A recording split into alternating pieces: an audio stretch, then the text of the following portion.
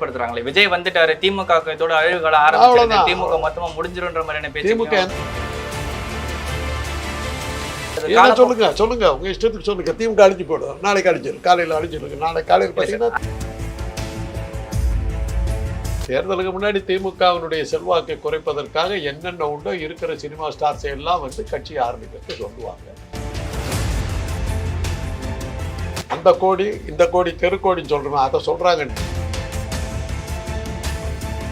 இப்படி எல்லாம் ஏத்தனா தான் அவர் கட்சி ஆரம்பிப்பார். விடாதீங்க, ஏத்துக்கு கட்சி ஆரம்பிச்சிட்டாரு. தேர்தலில் நிக்க போறது இல்ல, எதிர நிக்க போற எண்ணத்துக்கு வச்சுக்கிட்டு இருக்காரு. எனக்கு ஒன்றும் புரியல. இப்ப நான் கேள்விப்பட்டது என்னன்னா, விஜயோட லியோ படம் சரியா போகல. இப்பதானுங்களுக்கு அமைப்பு அதுக்குள்ள கூட்டணி அந்த அளவுக்கு உங்க ஊடகங்களால் ஆதரிக்கப்பட்ட அந்த புரட்சி தலை தான் ஜெயிலுக்கு போன ஒரே தலை.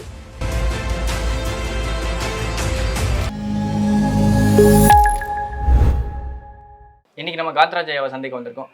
விஜயோட அரசியல் கட்சி பற்றி தான் பேச போறோம். வணக்கம் சார். நாதஸ் நேயர்களுக்கு வணக்கம் சார். தமிழக வெற்றி கழகம் தமிழ்நாட்டில் இன்னொரு கழகம் எப்படி பாக்குறீங்க? என்ன எலெக்ஷன் வருது, இன்னும் நிறைய கட்சி வரும். எல்லா சினிமா ஸ்டாரும் நல்லா இருக்கும். நான் கூட ஒன்று ஆரம்பிக்கலான்னு இருக்கேன். நான் 4 படத்தில் ஆக்ட் பண்ணியிருக்கேன். ஒரு அரை சீனு 1/4 சீன்லாம் வந்திருக்கேன். அது போதுமே. அதை வச்சு நான் கட்சி ஆரம்பித்தாக்கா நீங்கள் மீடியாக்கள்லாம் தூக்கி விட்றதுக்கு நிறையா இருக்கீங்க. அப்புறம் என்ன பிரச்சனை என்ன இருக்குதா, அப்படியே வச்சுட்டு போக வேண்டியதான். ஓட்டவர்களும் ஓடுறவர்களும் ஓட்டம். என்கிட்ட ஒரு 4 பேருக்கு ஒரு கூட்டணி பேசுறதுக்கு வந்தாலும் வரலாம். அதை வச்சுட்டு ஏதாவது வியாபாரம் பண்ணலாம், எதாவது பண்ணலாம். அரசியலுங்கிறது இன்றைக்கி பிஸ்னஸ் தானே. யார் கட்சி வேணாலும் ஆரம்பிக்கலாம். இவர் பரபரப்புக்கு வந்திருக்காரு, பார்க்கலாம். வெற்றி பெற வாழ்த்துக்கள். நம்மளால் முடிஞ்சது அவ்வளோதான் சொல்ல முடியும். வெற்றி பெற வாழ்த்து. கட்சி பேர்லேயே வெற்றி வச்சிருக்காங்க சார். அதான் அந்த காலத்தில் காதலிக்க நேரம் இல்லைன்னு ஒரு படம் வந்து, அதில் வந்து நாகேஷ் ஒரு சினிமா கம்பெனி ஆரம்பிச்சிருப்பார். கம்பெனி பேர் என்ன பண்ணுவாங்க, ஓஹோ ப்ரொடக்ஷனு. அது என்ன ஓஹோ ப்ரொடக்ஷன்? என் படமெல்லாம் ஓஹோன்னு ஓடணும். ஓடுதோ இல்லையோ, அட்லீஸ்ட் படத்து கம்பெனி பேர்லையாவது ஓஹோன்னு இருக்கட்டும். வெற்றி பெறாரோ இல்லையோ, கட்சி பேர்லையாவது வெற்றி இருக்கட்டும் வச்சுக்கிட்டு. அவர் பேர்லையுமே வெற்றி இருக்கலாம். விஜய்ன்ற பேருக்கான வெற்றி, அதான் விஜய் கழகம்னு வச்சுட்டு இருக்கலாமே. ஏதோ ஒரு ஆசை நிஜமா வருதோ இல்லையோ, அட்லீஸ்ட் பேர்லையாவது இருக்கட்டும் வச்சுக்கிட்டு இருக்கேன். இல்லை சார். ஆனால் இப்போ இந்த பரபரப்பு வந்து பார்த்தீங்கன்னா இப்படி எழுந்த உடனே ஓஞ்சா மாதிரி இருக்குல்ல. கட்சி நான் இப்போ ஆரம்பிச்சிட்டேன், ஆனால் எலெக்ஷனில் இப்போ நிற்கல, பார்லமெண்ட் தேர்தலில் போட்டி இல்லை, யாருக்கும் ஆதரவும் இல்லை அப்படின்னு சொல்லியிருக்காரு. 2026 தான் டார்கெட்டுன்ற மாதிரி சொல்லியிருந்தார். அதே மாதிரி இந்த லியோ சக்ஸஸ் மீட்லையுமே அதுதான் 2026 கப்பு முக்கியம் பிக்கு அப்படின்னு சொல்லியிருந்தார். கட்சி இப்போ ஆரம்பிச்சுட்டு ஏன் எலெக்ஷனில் நிற்காம போகிறது? அது எங்கேருந்தோ ஏவி விட்டான் கிளியை அந்த என் தலையில் போட்டதடி பழியைன்னு பட்டுக்கோட்டை கல்யாண சுந்தரம் வரிகள் இருக்குது. அதுதான் எங்கேருந்தோ யாரோ ஏவி விட்டுட்டாங்க, அவர் கட்சி ஆரம்பிச்சுக்கிட்டு இருக்காரு. வேற என்ன இருக்குது? எல்லாம் அமலாக்கத்துறை தாங்க. அமலாக்கத்துறை தான், வேற எந்த பிரச்சனையும் கிடையாது. அமலாக்கத்துறை சரியாக இருந்தாக்க இதெல்லாம் வராது. தேர்தலுக்கு முன்னாடி திமுகவினுடைய செல்வாக்கை குறைப்பதற்காக என்னென்ன உண்டோ இருக்கிற சினிமா ஸ்டார்ஸை எல்லாம் வந்து கட்சியை ஆரம்பிக்கிறது சொல்லுவாங்க. இல்லைன்னா அவங்க மேலே அமலாக்கத்துறை பாயும். அதனால தான் வந்திருக்கு. இல்லை சார், இது வந்து பார்த்தீங்கன்னா கண்டினியூஸ் ஆகுது. ஏன்னா 2019 இதே மாதிரி தான் திரைப்படத்துறையிலேருந்து இவர் கமலஹாசன் வந்து அரசியல் இண்டஸ்ட்ரிக்கு வந்திருந்தாரு. கட்சி ஆரம்பிச்சு ரொம்ப பரபரப்பாக நாங்கள் வந்து ஊழலற்ற ஆட்சி தரோம் அப்படின்னு சொல்லிட்டு டாஸ் ரேட்லாம் போட்டு டிவியை உடைச்சாரு. ஆனால் யார் மேலே பெரிய அலிகேஷன்ஸ் வச்சாரு, அவங்களோடவே இப்போ ரகசிய கூட்டணியில் இருக்காரு. இப்போ விஜய் வந்திருக்காரு.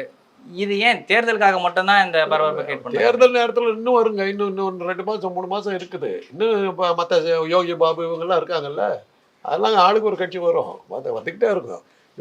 ஒரு சீனில் ஆக்ட் பண்ணால் கூட அவங்கள வச்சு கட்சி ஆரம்பிச்சிடலாம்னு சொல்லி அவங்க ஒன்றியத்தில் முடிவு எடுத்துட்டாங்க. டெய்லி ஒன்று வரும். இல்லை சார், ஆனால் விஜய்க்குன்னு ஒரு ஃபேன் பேஸ் இருக்குல்ல, அதை நம்ம மறுக்க முடியாது. இல்லைன்னு சொல்லலை. இந்த ஃபேனெல்லாம் அப்படியே வந்து ஓட்டு போடுவாங்க. நீங்களும் சொல்கிறீங்க, கேட்டுக்க வேண்டியது. அவரும் அப்படி நம்பி தான் கட்சி ஆரம்பிக்கிறார், போயிட்டு இருக்க வேண்டியது. இல்லை சார், 1 கோடி உறுப்பினர்கள் ஒரே நாள் இலக்கு, அந்த மாதிரி இலக்கெல்லாம் வைக்கிறது வந்து பார்த்தீங்கன்னா என்ன சார், அந்த 1 கோடிங்கிறது அது என்ன ஒரு நம்பர்? அதிமுகவில் பழனிசாமி பின்னாடி 1.5 கோடி தொண்டர்கள். இல்லை சார், இப்போ பன்னீர்செல்வத்துக்கு பின்னாடி 1.5 கோடி தொண்டர்கள். அப்புறம் சீமான் பின்னாடி வந்து அவரு தான் தமிழ்நாட்டிலேயே மிகப்பெரிய கட்சின்னு தேர்தல் ஆணையமே சொல்லிக்குது. அவர்கிட்ட ஒரு 3 கோடி தொண்டர்கள். இப்போ மொத்தமாக ஒரு தமிழ்நாட்டு ஜனத்தொகை வந்து ஒரு 15 கோடி இருக்குமா? கட்சி உறுப்பினர்களே இவ்வளோ பேர் இருக்காங்க. கட்சி சேராத எங்கள் மாதிரிலாம் சேர்த்திங்கன்னா ஒரு 20 கோடிக்கு தேரும் போட்டிருக்கேன். கட்சின்னு வந்துட்டீங்க சார். எனக்கு சரியாக ஞாபகம் இல்லை, 2010க்கு முன்னாடி ஒரு பாமக நடத்தின ஒரு கூட்டத்தை வந்து 1 கோடி வன்னியர்கள் கூடும் பெருவிழா அப்படின்னு சொல்லிட்டு அப்பவே ஒரு 1 கோடி லிஸ்ட். அதாவது அந்த கோடிங்கிறது அந்த கோடி இந்த கோடி தெருக்கோடின்னு சொல்றோம், அதை சொல்றாங்கன்னு எல்லாரும் கடைசி 2 கோடின்னா அந்த ஒரு கோடி இந்த ஒரு கோடி 2 கோடி இருக்குதுன்னு சொல்லிக்கலாம். இதெல்லாம் ஆசைப்பட்டு சொல்ல வேண்டியதா என்ன இருக்குது? இல்ல சார், ஆனா அரசியல் நகர்வுகளும் அதுக்கேற்ற மாதிரி பிளான் பண்ணி காய் நகர்த்துறாருன்னு தோணுது இல்ல. ஏன்னா உள்ளாட்சி தேர்தலில் நின்று இருந்தாரு, யாரு பேர் ஒரு 150+ எடுத்திருந்தாங்க. விஜய் மக்கள் இயக்கம் சார் கட்சியை ஆரம்பிச்சு அது இன்னும் கொஞ்சம் டெவலப் 50 கவுன்சிலர்கள் அவங்க கட்சியில் இருக்காங்களா? சரி, வெரி குட். பலருங்க சென்னையிலுமே ஒருத்தர் இருக்காருன்னு நினைக்கிறேன். சென்னையிலேயே ஒருத்தர் இருக்காரா?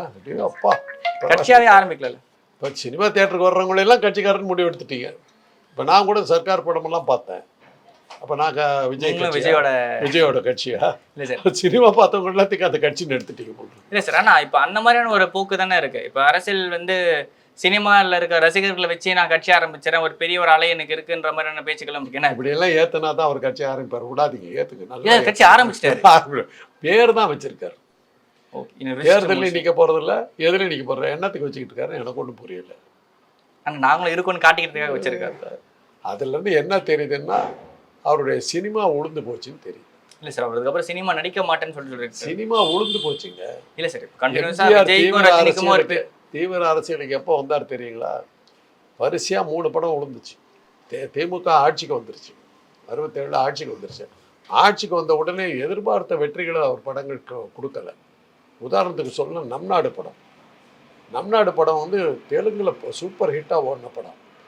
அந்த படம் நான் தேசம்ங்கிற படம் என்டி ராமன். அதை தமிழில் எடுத்த போது எங்கள் வீட்டு பிள்ளையை விட தூக்கி அடிச்சுட்டு ஓடுன்னு எதிர்பார்த்தாங்க. ஆனால் அது ஒரு அரசியல் படம். அன்னைக்கு இவர் ஆளுங்கட்சியாக மாறிட்டார். இவங்க கட்சியை பற்றியே விமர்சனம் பண்ணுற மாதிரியா படமாக அது வந்துருச்சு, ஓடலை. அப்போ தான் அவருக்கு பட்டுச்சு எம்ஜிஆருக்கு. நம்ம ஆளுங்கட்சியில் இருந்தோம், நம்ம படங்கள் ஓடாது, நம்ம எதிர்கட்சியாக மாறினா தான் நிற்குங்கிற மாதிரி அவருக்கு ஒரு ஃபீலிங் வந்தது. அதனுடைய விளைதான் அந்த மாதிரி எண்ணத்தில் இருக்கிற நேரத்தில் தான் கலைஞர்கிட்ட அவருக்கு வந்த மனவேற்றுமையில் அதிமுகவை ஆரம்பித்தார். அது அவருக்கு பெருசாக. அதுக்கப்புறம் அவருடைய படங்களும் கந்தசாமி செட்டியாருங்கிற ஒருத்தர்கிட்ட தன்னுடைய படங்களை எல்லாம் அடகு வச்சார். உலகம் சுற்றும் வாலிபன் படத்தை வெளியிட முடியாத அளவுக்கு அவர் மாட்டிக்கிட்டார். இந்த கந்தசாமி செட்டியார்கிட்ட போய் சொத்து கித்து எல்லாத்தையும் கொடுத்துட்டு, சேலம் கந்தசாமி செட்டியார் அவர்கிட்ட கொடுத்துட்டு கடன் வாங்கி அந்த படத்தை முடிக்கிறார். அந்த படம் மாத்திரம் தோல்வி அடைஞ்சிருந்ததுன்னா எம்ஜிஆர் அன்னைக்கே நடுத்தருவுக்கு வந்திருப்பார், பிச்சைக்காரன் ஆயிருப்பார். அந்த படம் கேளுங்க.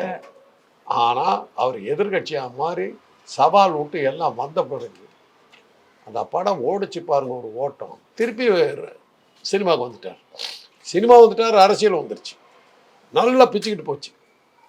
ஆட்சிக்கு வந்தார், படம் வருது, நம்ம நண்பன் அது இதுன்னு. அவர் ஆட்சிக்கு வந்ததுக்கு பிறகு அவர் சிஎம் ஆகிட்டு ஒரு 2 படம் ரிலீஸ் ஆச்சு, ஓடலை, நிற்கல. கடைசியாக மதுரை மீட்ட சுந்தரபாண்டியன் அவரே டைரக்ட் பண்ணி அவர் நடித்த கடைசி படம் அது. இல்லை ரிலீஸ் ஆகிறது முன்னாடி ஒரு செத்துட்டாருன்னு. ரிலீஸ் இல்லை. அதுக்கப்புறம் அவர் சீஃப் மினிஸ்டர் ரொம்ப வருஷம் இருந்தார். அவருடைய கடைசி படம் அதுதான். அதோட அவருடைய மார்க்கெட் போயிடுச்சு. இப்போ நான் கேள்விப்பட்டது என்னன்னா, விஜயோட லியோ படம் சரியாக போகலைன்னாங்க.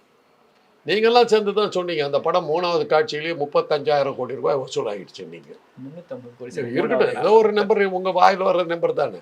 சரி, அதை பார்த்துட்டு அப்புறம் 2 வாரம் கழித்து படம் சரியாக ஓடவில்லைங்கிற ஒரு தகவல் இருந்தது. டிவியில் போட்டாங்க, அதில் கூட சரியாக ரிசீவ் ஆகுது. ஆக அவர் அப்பயே நான் எதிர்பார்த்தேன், இவர் கட்சி எப்படி ஆரம்பிச்சிருவாரு. இல்லை சார், அரசியல் ஸ்டண்ட்டுன்னு பார்த்தீங்கன்னா இவர் ரஜினி யாருக்கு 25 வருஷமா வரேன்னு சொல்லிட்டு இருந்தார். படம் எப்போல்லாம் ரிலீஸ் ஆகும்போது பிரச்சனை வரும்போதோ இல்லை படத்துக்கு பெருசாக ப்ரமோஷன் கிடைக்கலையோ அதிசயம் நிகழும், அற்புதம் நிகழும்ன்ற மாதிரிலாம் சொல்லிட்டு இருந்தார். ஒரு 2020 வரா மாதிரி வந்துட்டார், பக்கத்துல இருக்கிற அளவுக்கு வந்துருச்சு. ஆனால் வரல.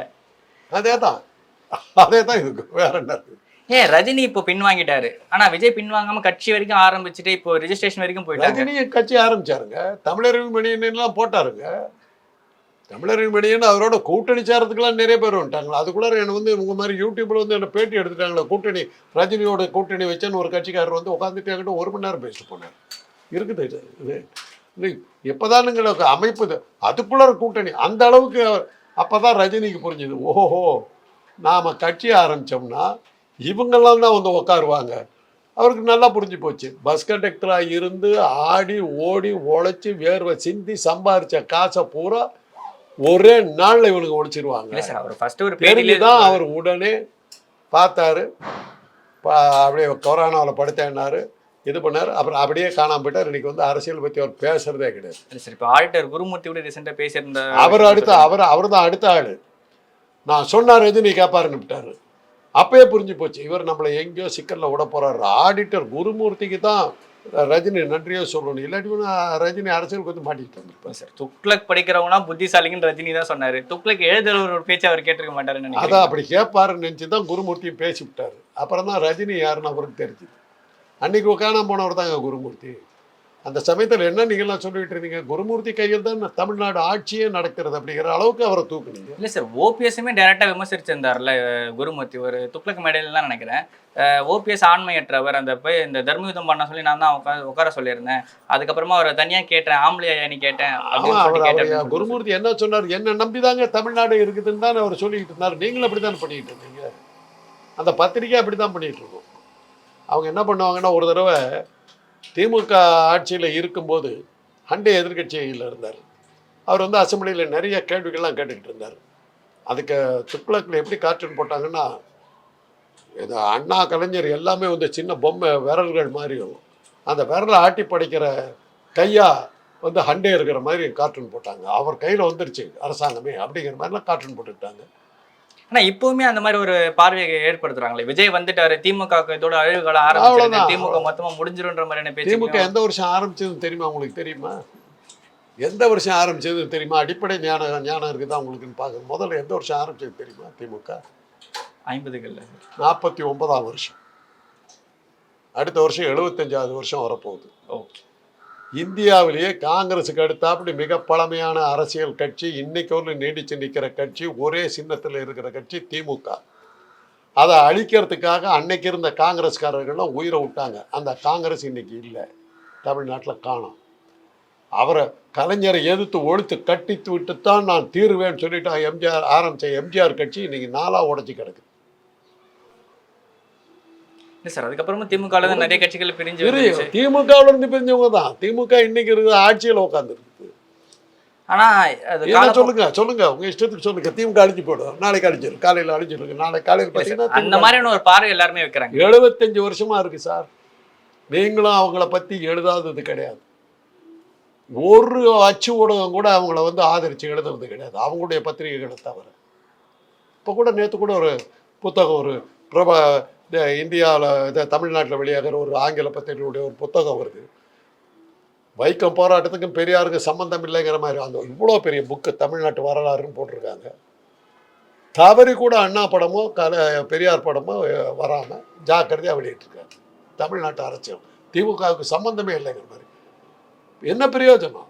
திமுக கையில் தான் ஆட்சி இருக்குது. உன் பத்திரிகையில் வரலன்னாக்க நீ போய் பேசுற. இல்லை சார், ஆட்சி மேலே நிறைய விமர்சனங்களும் வருது. இப்போ விமர்சனம் வரலன்னா அது ஆட்சி இல்லைங்க. இல்லை சார், அமைச்சர்கள் மேலே தொடர்ச்சியான ஊழல் குற்றம் சொல்லிக்கிட்டே தான் வந்தீங்க. 67ஆம் வருஷம் அண்ணா மார்ச் மாதம் பதவி ஏற்றுக்கிறார். பதவி ஏற்று கையெழுத்து போட்டு இப்படி வர்றாரு. ஊழல், திமுக ஊழல் செய்து விட்டது, அண்ணாவை கைது செய்ய போகிறாருன்னு உடனே செய்தி போட்டாச்சு. 10 நிமிஷம் கூட ஆகல, உடனே ஊழல் குற்றச்சாட்டு போடுறாங்க. போனதெல்லாம் இவங்க தான் போனாங்க. இவங்களால் ஆதரிக்கப்பட்ட ஜெயலலிதா தான் தமிழ்நாட்டு அரசியலே ஏவன் குற்றவாளியும் ஜெயிலுக்கு போனது. உங்கள் ஊடகங்களால் ஆதரிக்கப்பட்ட அந்த புரட்சி தலைவர் தான் ஜெயிலுக்கு போன ஒரே தலைவர், ஊழல் குற்றச்சாட்டுக்காக. வேற எதுக்கும் அரசியல் காரணங்களுக்காக போவோம். ஊழல் குற்றச்சாட்டுக்காக தமிழ்நாட்டு அரசியலில் முதலமைச்சராக இருந்து ஜெயிலுக்கு போனவர் ஒரே ஒரு ஆள், ஜெயலலிதா. உங்களால் ஆதரிக்கப்பட்டவர். ஓகே சார், கருத்துக்கள் நன்றி.